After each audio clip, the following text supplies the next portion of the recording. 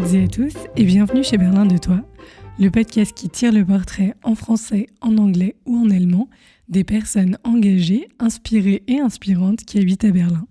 Je m'appelle Gabrielle et depuis plusieurs années, j'accompagne des artistes et entrepreneurs dans l'éclosion et la floraison de leur personnalité et projets. Excellente écoute et à tout de suite. Bonjour à toutes et à tous et bienvenue dans ce nouvel épisode du podcast Berlin de Toi. Je me réjouis en ce début d'année très frileux à Berlin de vous proposer une petite capsule sur mon retour de lecture de l'année 2025 et quelques petites méthodes qui, moi, m'ont aidé à plus lire de manière plus régulière et surtout de tirer quelque chose des lectures qu'on fait parce c'est quand même assez agaçant de lire des livres et de se souvenir de rien et d'avoir mis en place quelques petites méthodes assez simples, somme toute, m'ont permis de passer vraiment de, je pense, 4-5 livres avant 2022 à 29 livres l'année dernière. La première chose qui, moi, m'a aidée, ça a été de choisir des thématiques de livres, c'est-à-dire avoir un peu une colonne vertébrale pour l'année ou au moins un point de départ pour savoir d'où est-ce que l'on commence. Dans mon cas, c'était de dire « Ok, j'ai lu beaucoup de romans, etc. » mais j'aimerais bien m'approcher de lectures qui soient non fictionnelles et qui m'apprennent quelque chose. Et en fait, tout ça a eu lieu parce qu'il y a quelques années, j'ai lu un livre sur le sommeil et je me suis dit « Mais c'est extraordinaire que l'on ait des personnes qui soient passionnées, professionnelles dans leur domaine, qui nous partagent leurs connaissances sous forme de livres et avec une écriture qui soit géniale. » Cette année, j'ai choisi l'odorat parce que j'étais curieuse d'en savoir un peu plus sur ce sens et vraiment ça a ouvert mon horizon sur tellement de choses différentes et j'ai notamment lu 3 ouvrages qui allaient dans cette direction, c'est-à-dire qu'une fois que j'ai choisi une thématique, je fais quelques petites recherches et surtout j'achète généralement assez rapidement parce que les livres que j'ai envie de lire et le moment où je passe à la lecture dépend un peu de l'envie du moment. La deuxième chose que je vous recommande, c'est de faire une banque de photos avec les envies. Et c'est là où, par exemple, quand je lis une recommandation dans la presse, dans un journal, quand une copine me parle d'un livre, quand j'en vois un dans une bibliothèque, mais que je ne suis pas encore sûre que j'ai envie de l'acheter, je fais plein de photos. Et de temps en temps, je m'assieds, je reprends toutes ces photos qui sont en rapport avec la lecture, et ça peut arriver vraiment 3 fois par an, 3-4 fois, je pense. Et à nouveau, je fais un stock. Donc pour ma part, nous sommes dans ma famille tous offerts d'une liseuse et on a un compte commun, ce qui nous permet de à la fois partager nos lectures et partager les coûts. Et en plus, ce qui est assez chouette, c'est qu'on découvre les lectures de tout le monde. Donc j'avoue que les livres audio, j'ai pas vraiment réussi à accrocher. Et tout ce qui est le livre physique, c'est plutôt quand j'ai des amis qui m'en prêtent. Dans les lectures, j'aimerais également ajouter que ça ne concerne pas seulement des livres sans images, avec seulement du texte. Et l'année dernière, j'ai participé au book club du Grenier à Bulles, à Berlin. J'ai fait d'ailleurs une petite publication dessus pour partager certaines des lectures qu'on a eues. Et c'était génial parce que ça m'a à nouveau ouvert sur un nouveau format narratif. C'est Claire qui s'occupait de faire la sélection des BD que nous avons lus. Donc elle nous a emmenés sur des terrains qui pouvaient être complètement différents ou inconnus pour certaines personnes. Et on avait l'occasion, une fois par mois, d'échanger sur nos ressentis des lectures qu'on a faites pendant l'année. C'était assez génial. Donc tout ça pour dire que dans les lectures, il y a toute forme et format. Et je vous invite évidemment à en découvrir autant que possible. Pour ma part, dans le grand absolu, que ce soit en recommandation de livres ou quoi que ce soit, j'achète surtout les livres au titre. Parce que j'aime pas trop me spoiler ou lire les résumés. J'aime bien lire les critiques sur un livre, tant qu'elles en dévoilent pas trop. Et après, je suis très en paix avec le fait que s'il y a un livre que j'ai commencé qui m'avait l'air intéressant et où finalement je perds de l'intérêt ou qui ne me plaît pas tant que ça, de le mettre de côté et de passer à un autre ouvrage. Dans les livres que j'ai lus cette année, il y a une grande diversité, ce qui était assez chouette. Et je vous ai fait une petite photo avec les 29 différents livres que j'ai lus. Et il y a autant des livres, il y a beaucoup de romans, je dois dire, et des livres non fictionnels. Donc je pense notamment à Dopamine Nation, qui était quand même assez génial, qui parlait de notre lien à la dépendance, de toute forme. Il y avait le livre Cueilleur d'essence qui rejoignait un petit peu ma trilogie sur l'odorat, qui m'a fait voyager dans le monde entier à la recherche d'essences précieuses, qui étaient servies dans la grande parfumerie et par les nez, qui était vraiment passionnant.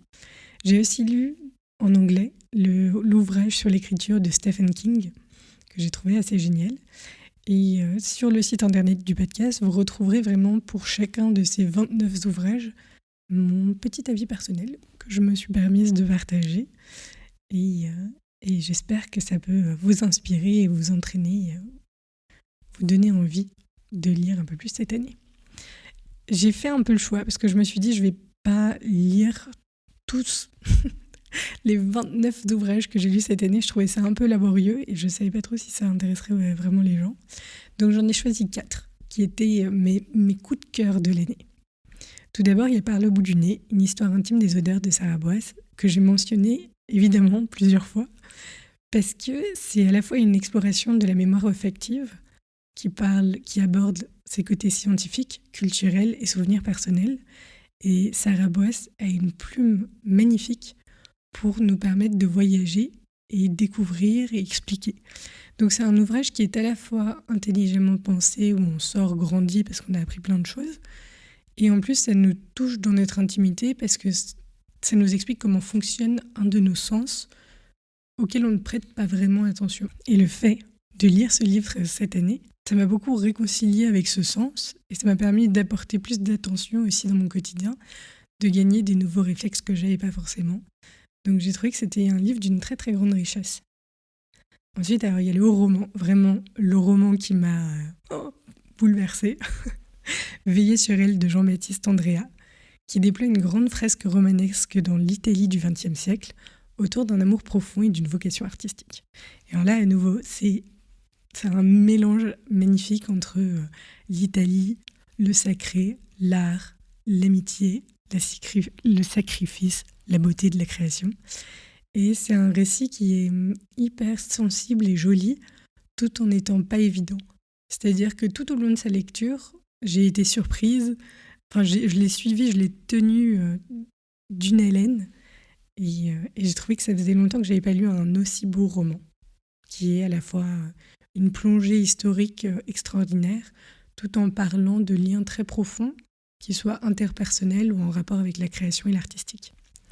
L'autre immense roman coup de cœur, à la fois en Italie et à la fois à nouveau au XXe siècle, c'est L'art de la joie de Goliarda Sapienza. Et alors, je l'ai fait lire aux femmes de ma famille qui ont été bouleversées, toutes les unes et les autres. Le roman a été achevé sans que l'autrice puisse en voir sa publication.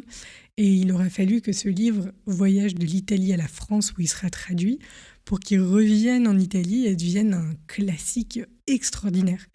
Et il y a un nombre de thématiques hallucinants, que ce soit la société, la moralité, la sexualité, l'ambition, et c'est la célébration d'une émancipation radicale.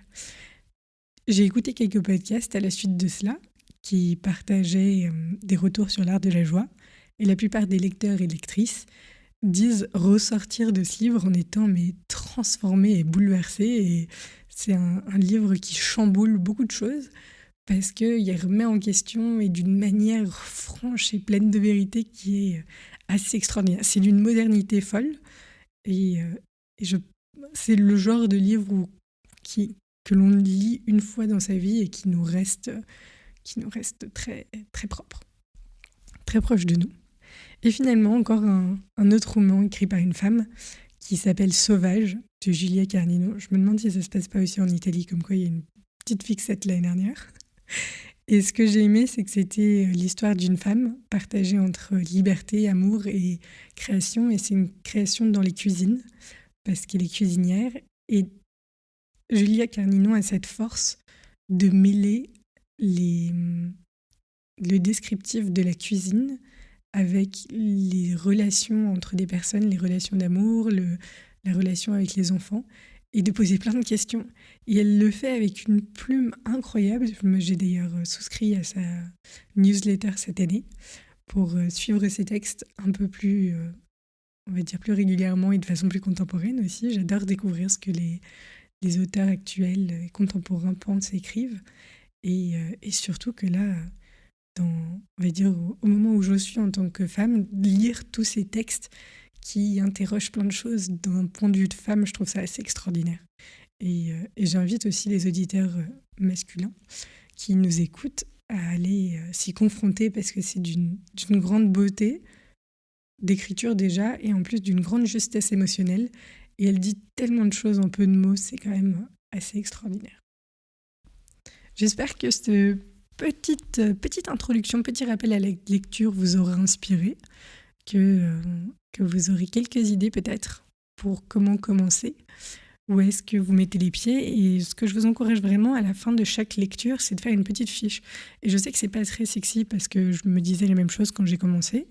Et ce que moi j'avais fait, c'est que dans mon groupe Instagram de mes potes personnels, j'avais commencé en fait à mettre mes lectures en me disant comme ça je garde une trace quelque part. Et de garder cette trace tout en faisant l'exercice de mettre des mots sur les émotions de ce qu'on a ressenti après une lecture, c'est un super exercice parce que plus on le pratique, plus il est rapide, plus il est simple à faire et surtout il est hyper satisfaisant à la fin de l'année de revenir sur tout ce qu'on a lu et voir les avancées et les évolutions. Et les évolutions, je veux dire, par exemple, j'ai appris plus de choses sur un domaine parce que je me suis plongée dans les lectures. Et vraiment, quand on commence à lire régulièrement, de découvrir l'immense, la vastitude des propositions de lecture, la qualité des écrivains, de ce qui est mis en mots, est tellement extraordinaire que c'est un voyage à chaque fois qui vous éloignera de votre téléphone déjà d'une part, tout en ressortant à la fois grandi et en ayant appris des choses et en étant plus concentré, plus précis, plus alerte peut-être aussi. Donc voilà, je vous avais dit que je ne reparlerai pas des bienfaits de la lecture, mais je ne m'en empêche pas.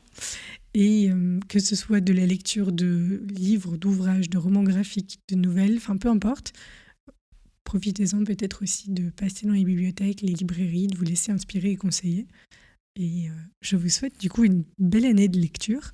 Je vais continuer moi mon petit défi de 2 livres par mois, sachant que le but c'est de le faire sur une seule année, c'est-à-dire que s'il y a des mois où je ne lis pas du tout, que d'autres mois où j'ai plus de disponibilité de lire plus et de continuer à sortir un petit peu de sa zone de connu pour aller explorer plein de choses différentes. Merci beaucoup, à bientôt et je vous souhaite une très bonne journée. Ciao!